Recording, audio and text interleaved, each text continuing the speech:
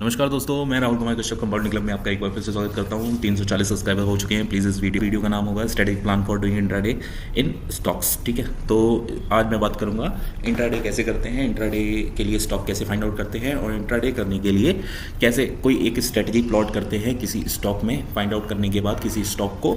तो ये सारी बातें आज मैं आपके लिए डिस्क्लोज करूँगा। आज की वीडियो होगी आपकी strategic plan for doing intraday in stock. ठीक है, तो ज़्यादा देर नहीं करते हैं, बहुत ज़्यादा टाइम नहीं लेते हैं आपका। और 340 सब्सक्राइबर हो गए, प्लीज़ सब्सक्राइबर को बढ़ाते रहिए, वीडियो को लाइक करते रहिए, शेयर करते रहिए, सब्सक्राइब करते रहिए। पिछली कुछ वीडियो पे मेरे जो है व्यूज़ काफ़ी कम आए हैं, पता नहीं क्यों। कोई भी रीज़न हो सकता है कि लोगों को मेरी वीडियो पसंद नहीं आ रही हो, क्योंकि मैं ज़्यादातर एडिटिंग वगैरह का यूज़ नहीं करता हूँ। मैं कोशिश करता हूँ कि आपको रियल वॉइस में अपनी सारी जो वीडियो है वॉइस में आपको वीडियो प्रोवाइड करा सकूँ, और बहुत ज़्यादा एडिटिंग यूज़ नहीं करता हूँ। केवल जो है अपनी एनालिसिस को यूज़ करके आपके सामने जो है, और अपने जो पीपीटी का यूज़ करके आपके सामने वीडियो लेके आता हूँ। ठीक है, तो ज़्यादा देर नहीं करते, स्टार्ट करते हैं फटाफट से। और वीडियो का नाम मैंने आपको बता ही दिया था। ठीक है, strategic plan for doing intraday in stock. ठीक है, बहुत सारे लोग मेरे को पूछ रहे थे कि कैसे फाइंड आउट करते हैं स्टॉक को, आप इंट्राडे के लिए कैसे सेलेक्ट करते हो, या क्या प्लान हो सकता है, स्ट्रेटेजिक प्लान क्या हो सकता है इंट्राडे करने के लिए।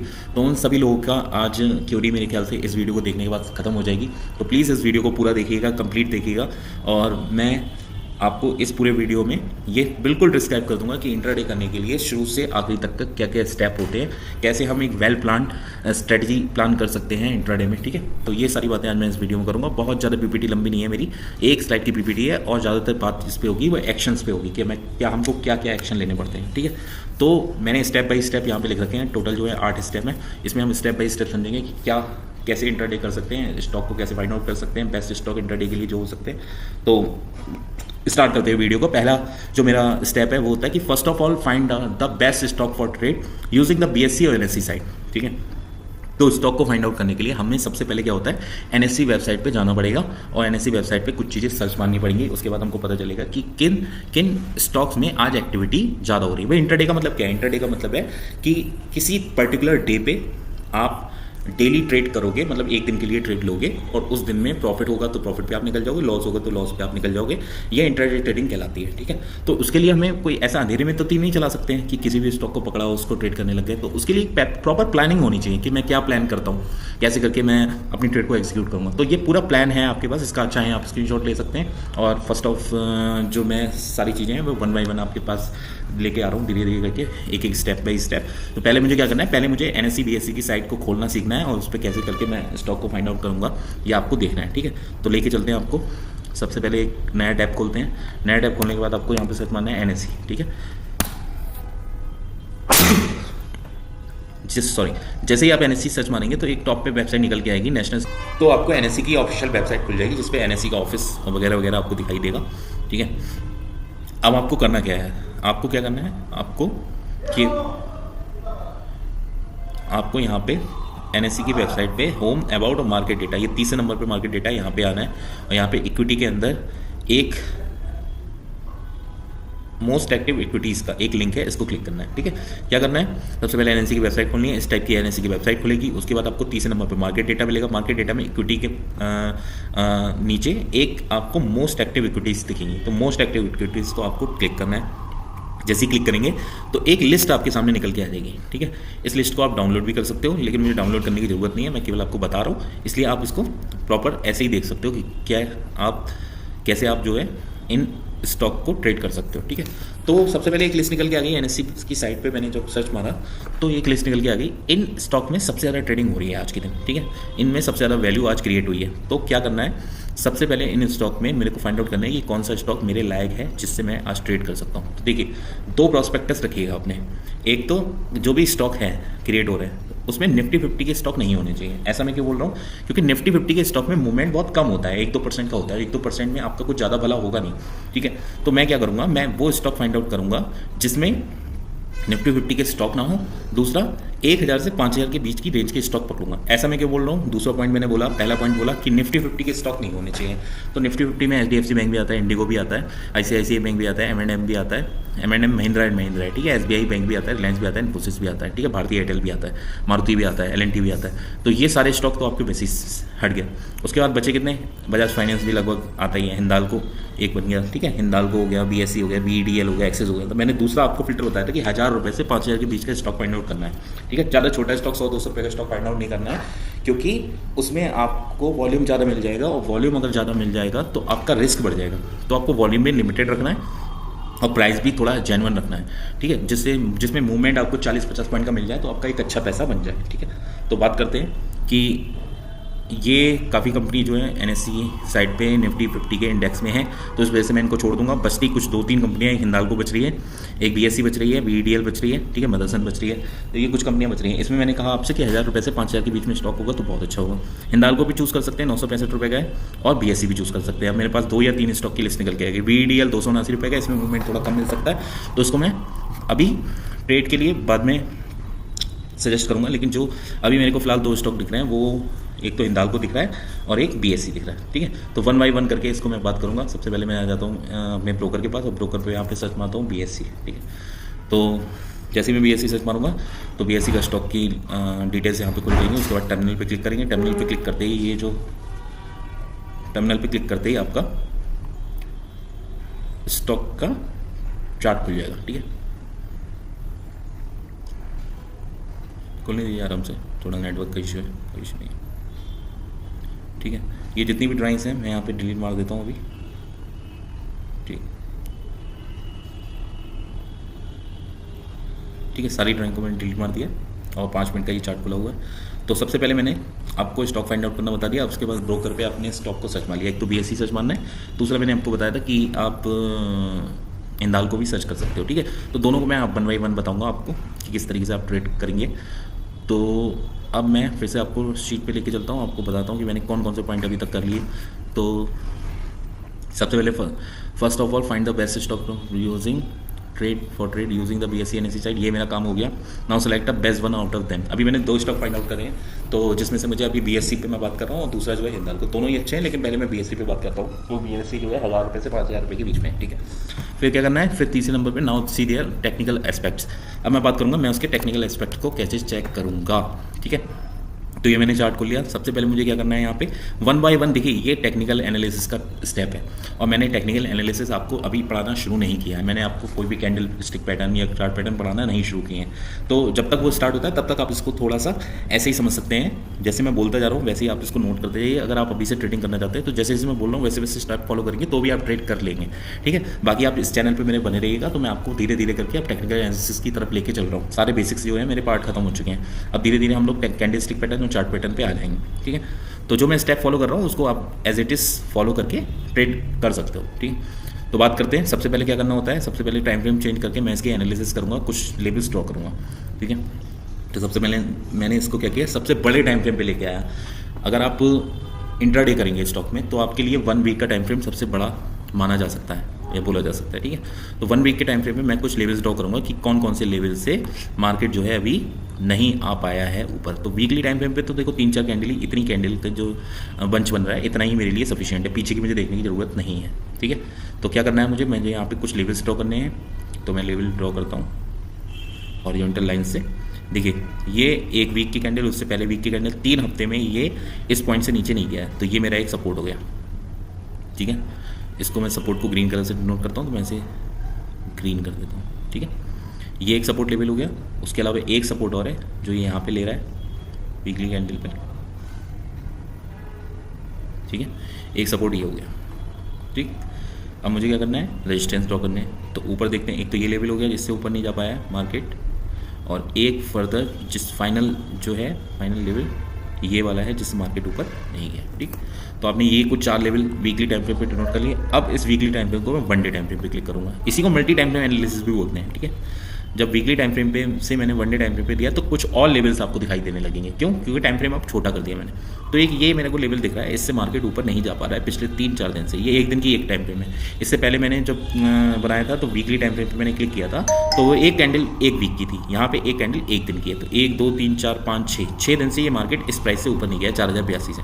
तो एक मेरा ये लेवल हो गया, ये रेजिस्टेंस हो गया, ठीक है। तो मैंने क्या क्या करा आपको दिखाई दे रहा होगा, मैंने 5 लेवल्स ड्रॉ कर लिए हैं वीकली और डेली टाइम फ्रेम में। अब मैं इस डेली टाइम फ्रेम को 1 आवर टाइम फ्रेम पे क्लिक करूँगा और 1 आवर टाइम फ्रेम पे देखूंगा कि 1 आवर टाइम फ्रेम पे मुझे क्या दिखाई दे रहा है। 1 आवर टाइम फ्रेम पे कोई लेवल तो नहीं शो हो रहा है, तो 1 आवर टाइम फ्रेम पे जैसे मैंने क्लिक किया तो मुझे एक लेवल और दिखाई दे गया, और वो लेवल कौन सा है, वो लेवल ये है, ये लेवल, ठीक है। इस लेवल से मार्केट थोड़ा सा 1 आवर टाइम फ्रेम पे, मतलब कुछ घंटे पहले से इस लेवल पे नहीं, इससे ऊपर ब्रीच नहीं कर पा रहा है। कौन सा लेवल है, 3968 रुपये, ठीक है।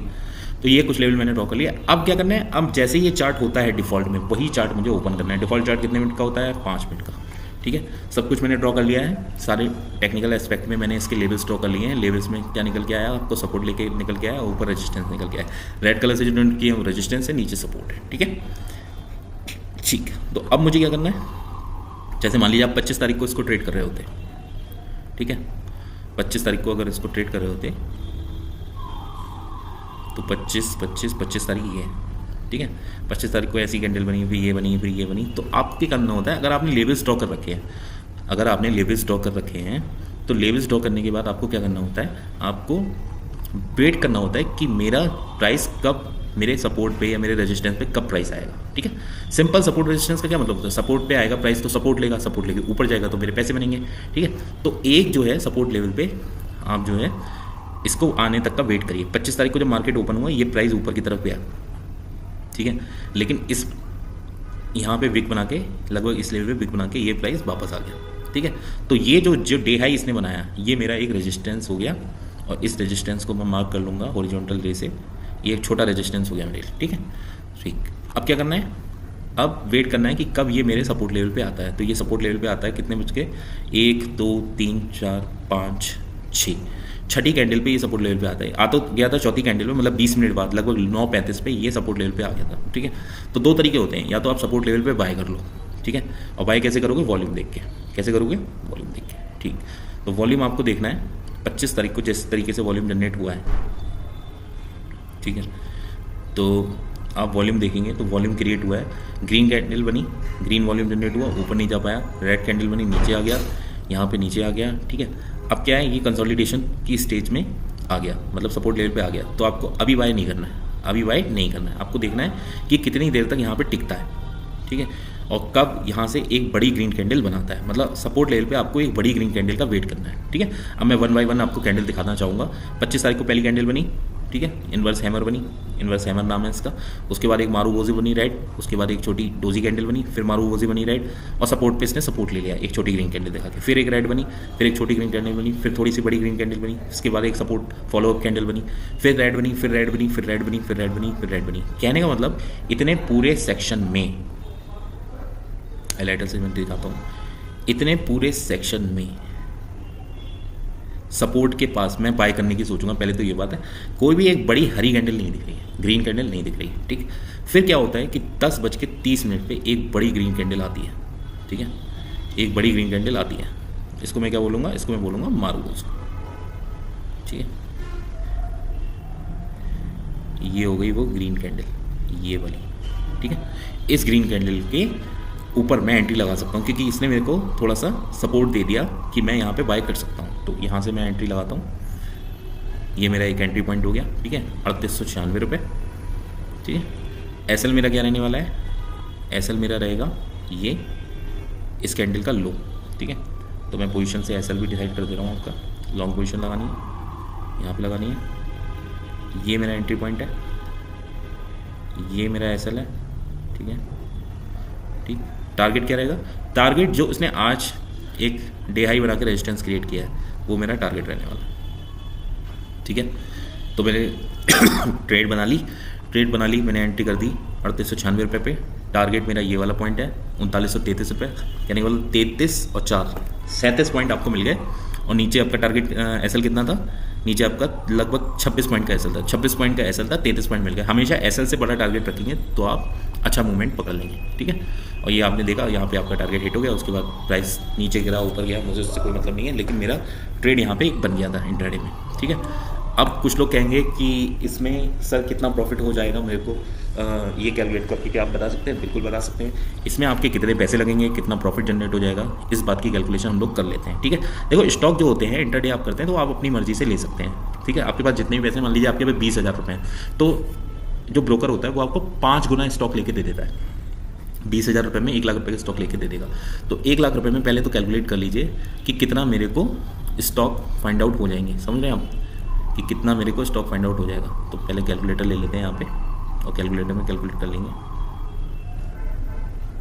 ये रखें। ठीक है, तो सबसे पहले आप कैलकुलेट करिए कि 1 लाख रुपये आपके पास 20,000 रुपये सपोज दैट 1 लाख रुपये में ब्रोकर आपको कितने स्टॉक दे देगा। मैंने 3896 रुपये परचेज किया। ठीक है, तो 3896 रुपये 1 लाख रुपये में, सॉरी, ठीक है, 1 लाख रुपये में 3896।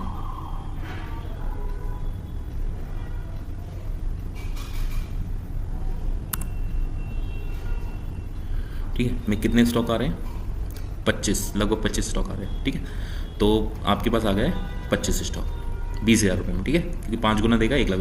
25 स्टॉक में आपको कितना फ़ायदा हुआ? मैंने आपको बताया कि 2932 रुपये पे आप निकल गए। 32 रुपये यहाँ पे 4 हो, 36 रुपये का फ़ायदा हुआ।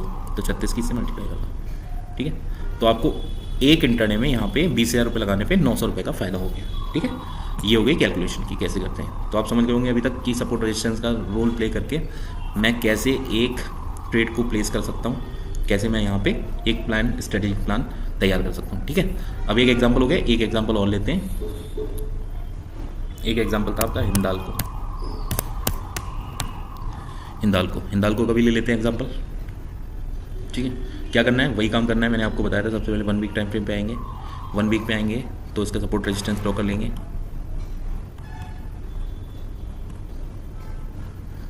1 वीक पे आए।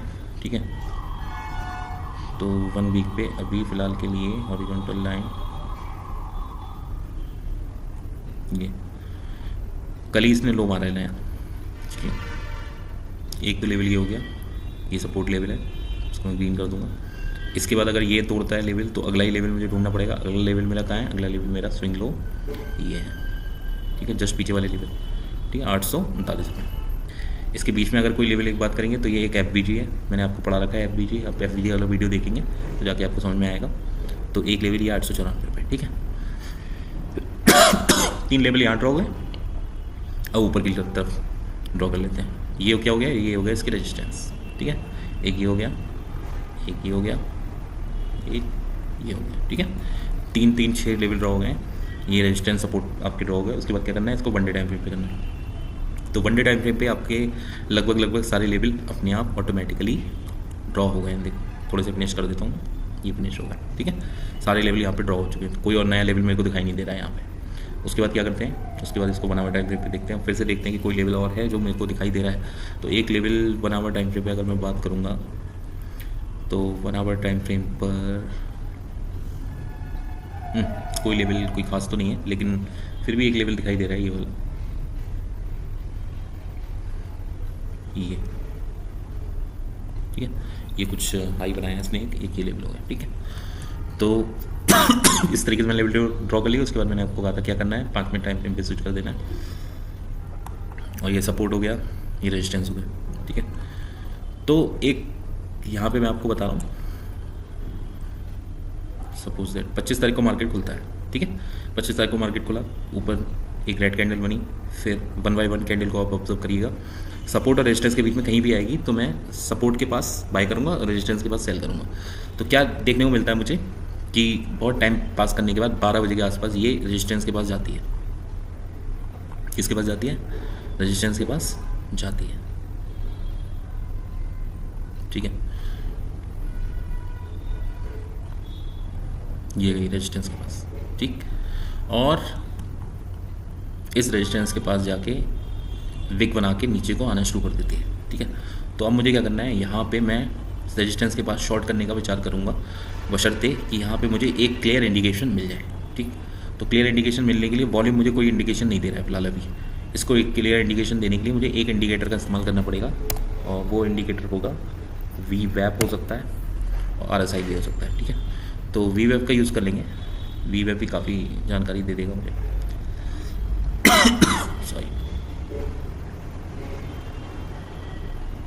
चलिए RSI का यूज़ कर लेते हैं, ठीक है। तो RSI का यूज़ कर लेते हैं इसमें सपोर्ट के लिए, क्योंकि वॉल्यूम कोई क्लियर इंडिकेशन नहीं दे रहा है, ना ही बड़ी कोई कैंडल बन रही है, ठीक। तो मैं देखता क्या हूँ, मैं देखता हूँ यहाँ पे ये RSI 70 के ऊपर आ गया है, 70 के आसपास आ गया है, और फिर यहाँ से रिवर्स होने लगा है इस कैंडल के बाद, ठीक है। इस रेड कैंडल ने और इसको रिवर्स कर दिया। तो जब RSI 70 से नीचे गिरने लगे तो प्राइस के गिरने के चांसेस होते हैं, क्या होते हैं, चांसेस होते हैं। तो मैं यहाँ से अपनी एंट्री बना लूँगा, यहाँ से अपनी एंट्री बना लूँगा। देखिए शॉर्ट पोजीशन बनानी है, शॉर्ट करना है मुझे, शॉर्ट करना मतलब बेच के जाना है, क्योंकि मुझे इस कैंडल के नीचे लगभग यहाँ पे मैंने एंट्री बना ली। क्यों बनाई, क्योंकि यहाँ पे RSI 70 से नीचे आने लगा था, ठीक है। यहाँ पे लगभग एंट्री बनाई इस कैंडल पे, और इस कैंडल के ऊपर डे हाई रेजिस्टेंस जो है, रेजिस्टेंस हो गया, मतलब SL हो गया, और जो नीचे मेरा सपोर्ट है वो मेरा क्या हो जाएगा, टारगेट हो जाएगा, ठीक है। तो अच्छा, जो भी सपोर्ट रेजिस्टेंस है उसके 1-2 पॉइंट ऊपर ही टारगेट रखेंगे तो सफिशिएंट रहता है। 1-2 पॉइंट ऊपर टारगेट आने के चांसेस ज़्यादा रहते हैं सपोर्ट के पास, ठीक है। तो ये मेरा जो है, कब इसने दिया मेरे को टारगेट,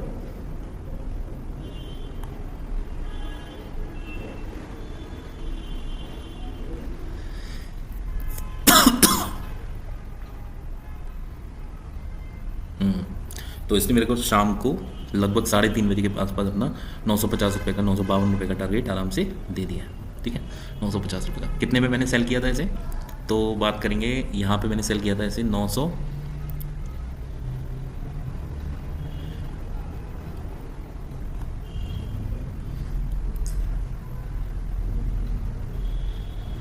ये 970 करीब 968 रुपये पे मैंने इसे सेल किया, और 968 रुपये पे सेल करके 950 रुपये पे बाई कर लिया, मतलब 18 पॉइंट का गैप मुझे मिल गया। अब यहाँ पे बात करते हैं कि आपने अगर 20,000 रुपये लगाए होते तो आपको कितना प्रॉफिट यहाँ पे हो गया होता है। यहाँ पे कैलकुलेट कर लेते हैं, आपको मिले लगभग 18 पॉइंट, ठीक है।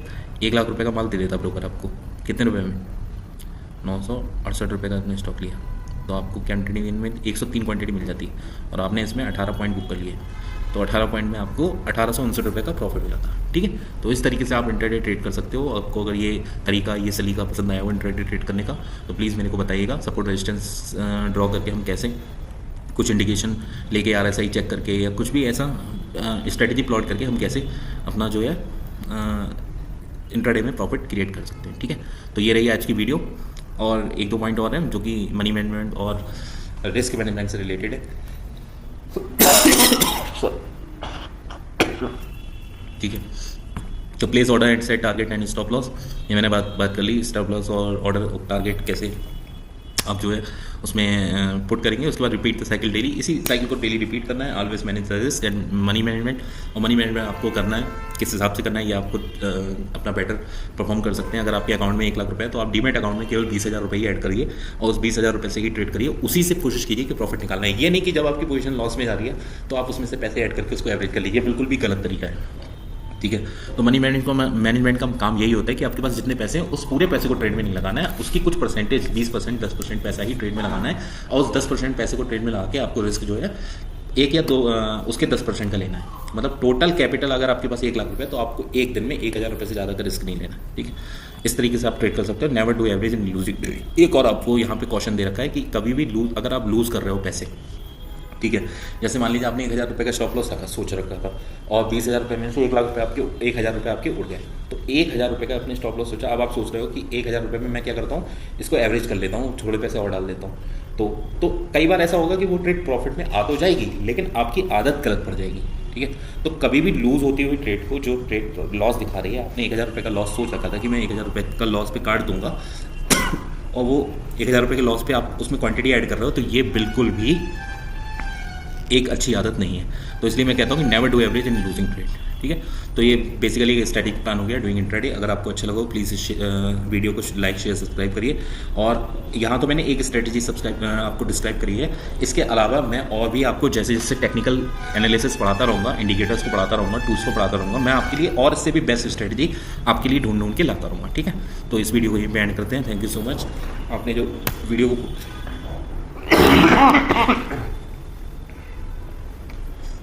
ठीक है, तो थैंक्स फॉर वॉचिंग। अगर आपने इस वीडियो को लाइक करा है तो प्लीज़ लाइक शेयर सब्सक्राइब करिए और कमेंट करते रहिए, सब्सक्राइब करते रहिए, ठीक है। तो इस वीडियो को यहीं पे एंड करते हैं। Thank you so much.